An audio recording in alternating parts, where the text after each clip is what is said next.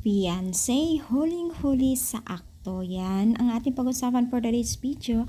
At syempre bago natin pagpatuloy ang ating pag-support today's video, kung bago ka pa lang sa aking channel, please subscribe po, like and pakit na rin pa natin guys ang notification bell upang ma-update po tayo tuwing ako pinag-upload patungkol sa Team Kalingap.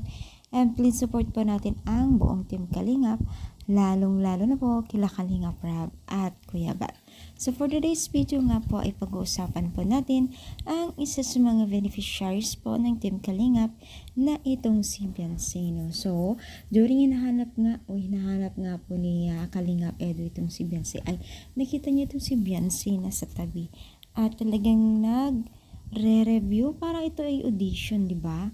So itong si Fiancé talaga patunay na hindi maharte kasi mas gusto niyang umupo sa sahig habang binabasa po ang kanyang papel o linya. Talagang makita po natin na simpleng tao lamang talaga itong si Fiancé.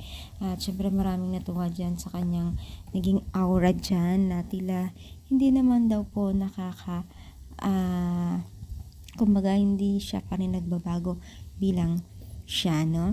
Kasi pinagpapatuloy pa rin niya kung ano siya noon at ngayon po, no?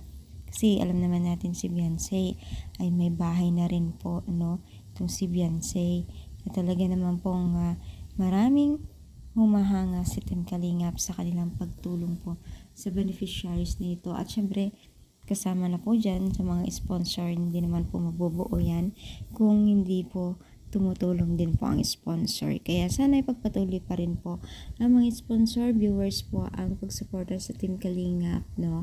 So ano masasabi ninyo? Comment down, palike po ang ating video. Thank you so much, more power and God bless all guys.